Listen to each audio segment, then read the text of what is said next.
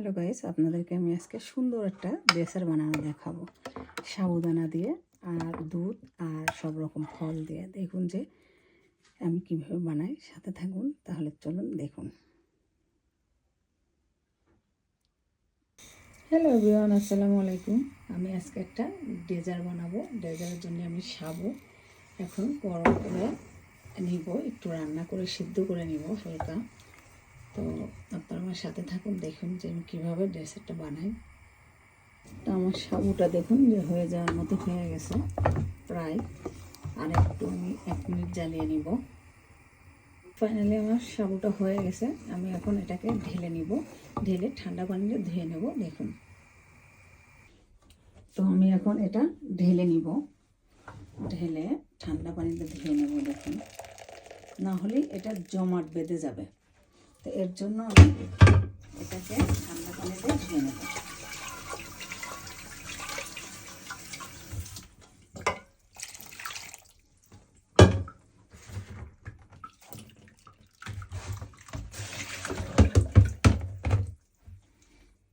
আপনারা এইভাবে ধুয়ে নেবেন এটাকে, না ধুলে এটা দলা হয়ে যাবে, তখন আপনারা এটা দিতে পারবেন না। তো আমি বাকি উপকরণগুলো আপনাদের দেখিয়ে দিচ্ছি। ওই ডেক্সিতে দুধ জ্বালাই নেব। তো আমি দেখেন যে 1 লিটার দুধ, এই যে এই দুধটা দিবেন।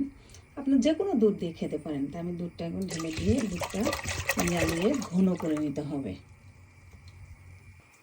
হ্যালো এভরিওয়ান, আসসালামু আলাইকুম। Welcome to Rupa's daily blog থেকে আমি রূপা বলছি। দেখুন যে আমার দুধটা ঘন হয়ে গেছে। আপনারা যদি মিষ্টি বেশি খান তাহলে মিষ্টি দিবেন, যদি কম খান কম দিবেন। আমি মিষ্টি কম খাই, তো আমি একটু এখানে দেখুন যে ব্রাউন চিনিটা আছে, লাল চিনি, ওটা আমি এখন কিছুটা দিয়ে দেবো। আমার দুধটা প্রায় ঘন হওয়ার মতো, ধরেন 3 চামচ মতো দেবেন, টেবিল চামচে।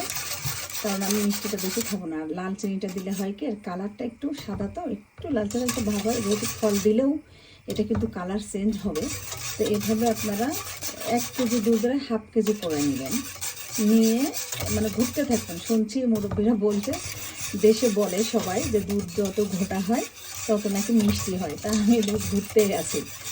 তো যাই হোক, আর বাকি উপকরণ কী কী দিব আপনারা আমার সাথে থাকুন, দেখুন, দেখতে থাকুন। তো গাইস, ফাইনালি দুধটা জ্বালানো হয়ে গেছে। তো আমি এখন দুধটা ঠান্ডার জন্য রেখে দিব। দেখেন যে কত ঘন হয়েছে। আমি এতটুকু দুধ দিয়েছিলাম, শুকিয়ে আরও শুকাবে।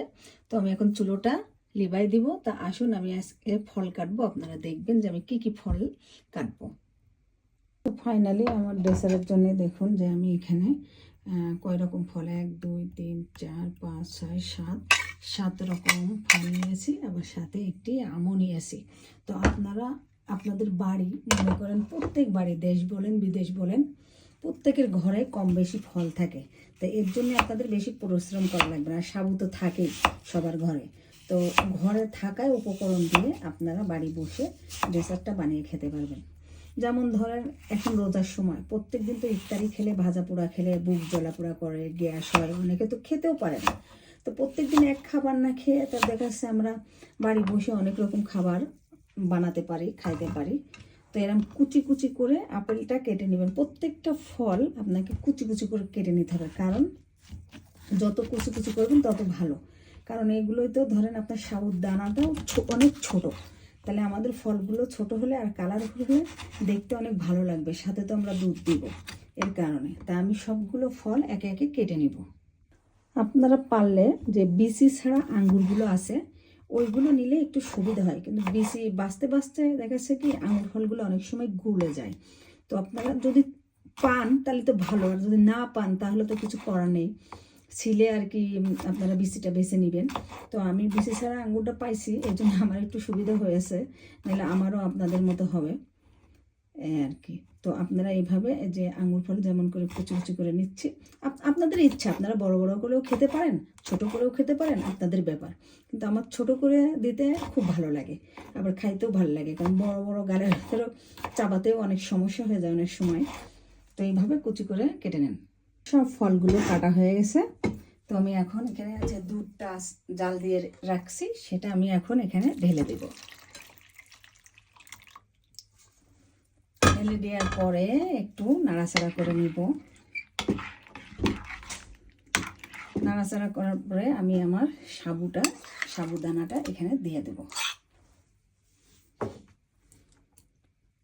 তো গাইস ফাইনালি আমার ডেজার্টটা হয়ে গেছে, দেখুন যে কত সুন্দর কালারফুল হয়েছে। তো আমি খেয়ে আপনাদেরকে বলছি যে টেস্টটা কেমন হয়েছে।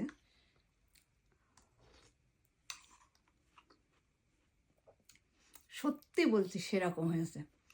আপনারা একবার ঘরে করে খাবেন, কারণ এগুলো বাইরে যে কিনা লাগবে না। আমি আগেও বলছি যে প্রত্যেকের ঘরে কিছু না কিছু থাকে, তো এটি খাইলে জানেও শান্তি পাবেন, মনেও শান্তি পাবেন।